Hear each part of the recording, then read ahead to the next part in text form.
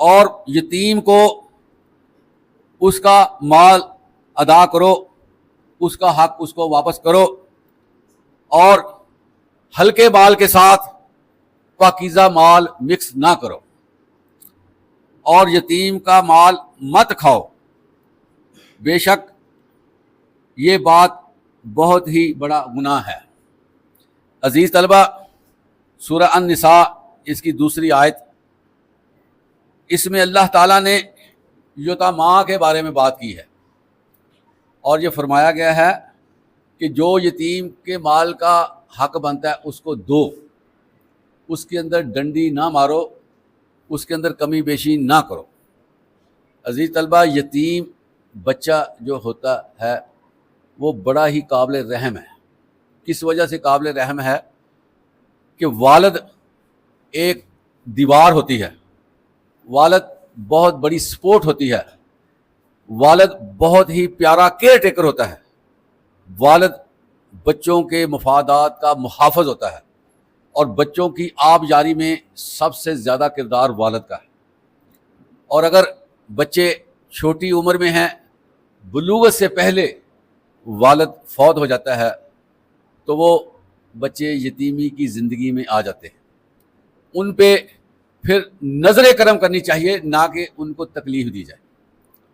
جب کوئی بچہ جس کا والد فوت ہو چکا ہو، آپ اس کی آنکھوں میں دیکھیں تو آپ کو نظر آ جائے گا کہ اس کی آنکھوں میں نمی ہے، اس کی آنکھوں میں چمک نہیں ہے۔ وجہ کیا ہے؟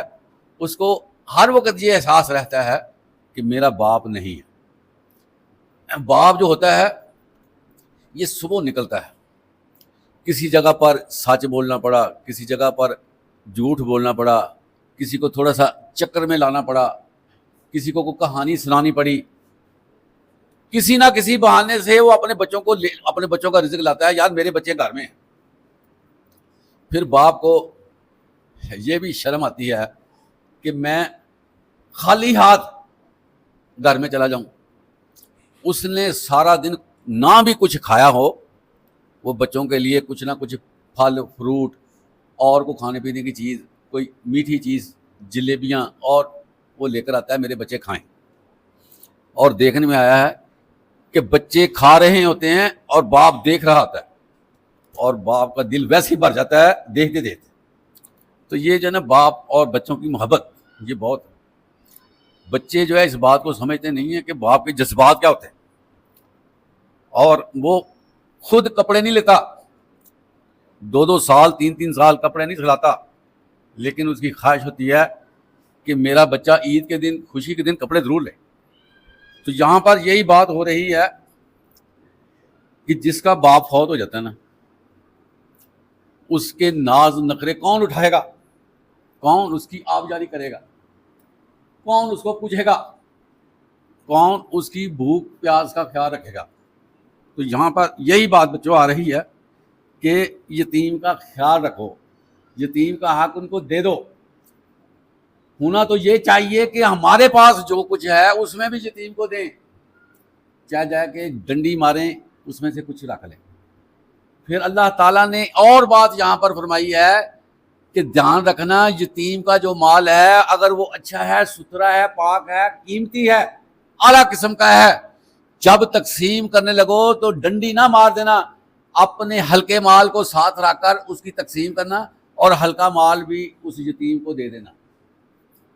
اب آپ دیکھیں عزیز طلبہ، اللہ تعالیٰ کی ذات کتنی بڑی ہے، اللہ اکبر کبیرہ، کتنی اللہ کی شان ہے، کتنا اللہ کا مقام ہے۔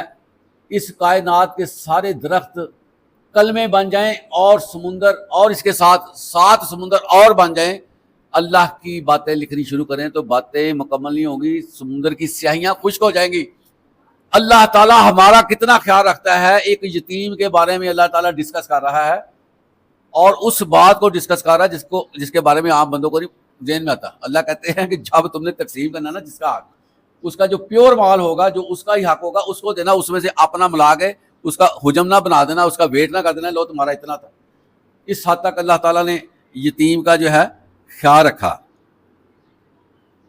اور پھر یہ بھی فرمایا کہ ان کا مال اپنے مال سے ملا کر اس کو ہڑپ نہ کر جانا بہانے بنا کر، او ہم نے کھایا نہیں تھا، ہم نے وہ پی نہیں لیا تھا، ہم نے یہ نہیں کر لیا تھا۔ جس طرح بعض اوقات کسی بندے کو کوئی پارٹنر بنایا جاتا ہے، کوئی ساتھ ملایا جاتا ہے نا، جب اس سے حساب مانگا جاتا ہے وہ کہتا ہے اس وقت نہیں کھایا تھا، یہ نہیں کیا تھا، ادھر نہیں ہم گئے تھے، ختم ہو گیا۔ تو بہت سے لوگ کہانی کار ہوتے ہیں، وہ کیا کرتے ہیں کہ یتیم کا مال اپنے سے بلا لیتے ہیں اور فرضی اخراجات بنا لیے، فلاں چیز آ گئی، فلاں چیز کے پہ خرچ۔ اللہ فرماتے ہیں نہ ایسے نہ کرنا کہ تم آپس میں اس کو مکس کر کے اس کے مال کا کباڑہ کر دو، ختم کر دو کہ تمہارا تو بچا کچھ نہیں ہے۔ کیونکہ ایک بچہ اگر 13 سال کا یتیم ہے، اس کو 16 سال تک جاتے جاتے 3 سال لگنے ہیں۔ اگر وہ 3 سال لگنے، 3 سال میں جب وہ کہے چچا مجھے میرا حق دو، میرے باپ کا جو مال ہے تمہارے پاس وہ مجھے دے دو، وہ اس کو حساب دکھانا شروع کر دے بھی دیکھو یہ خرچ کیا، یہ خرچ کیا، فلاں خرچ کیا، تم تو چھٹی کرو۔ وہ بیچارہ منہ کی طرف دیکھے کہ میرا مال تھا کہاں گیا، پہلے وہ یہی سوچتا ہوگا کہ میرے چچا کے پاس ہے، بعد میں پتہ چلے مال تو ختم ہو گیا۔ تو یہاں پر یہ فرمایا جا رہا ہے کہ اس کے مال کے ساتھ کھلواڑ نہ کر دینا کہ ختم ہو گیا، بلکہ اس کی حفاظت کرنا۔ اور اس کے بعد فرمایا جا رہا ہے کہ یہ بہت بڑے گناہ ہیں۔ کبیرہ کا لفظ آیا ہے، کبیرہ ایک سپرلیٹو ڈگری ہے۔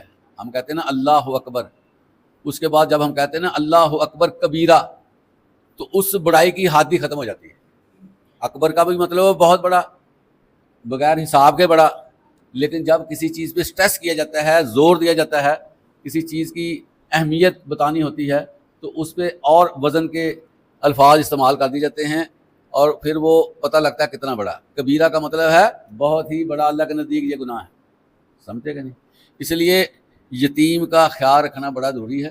یتیم کے سر پہ ہاتھ پھیرنا بہت بڑی نیکی ہے، ان کو ساتھ ملا کے کھلانا بہت بڑی نیکی ہے، ان کو پیار کرنا، ان کی ضروریات کا خیال رکھنا، یہ بڑی نیکی کے کام، بہت ہی اللہ کے قربت کے کام ہے، اللہ کے ساتھ ملنے کے کام ہے۔ اور جو بندہ یتیم کی پرورش کرتا ہے نا، قیامت کے دن اللہ کے نبی فرماتے ہیں میرے ساتھ ہوگا، میرے ساتھ کھڑا ہوگا۔ اتنا فائدہ یتیموں کے ساتھ تعلق داری بنانے کا۔ تو اللہ تعالی ہمیں یتاماں کا خیال رکھنے کی توفیق عطا فرمائے، اور اللہ نے جو آیات یتیموں کے بارے میں نازل کی ہیں، جو حکم صادر فرمائے ہیں، ہمیں اسی طرح عمل کرنے کی توفیق عطا فرمائے۔ وآخر دعوانا الحمدللہ۔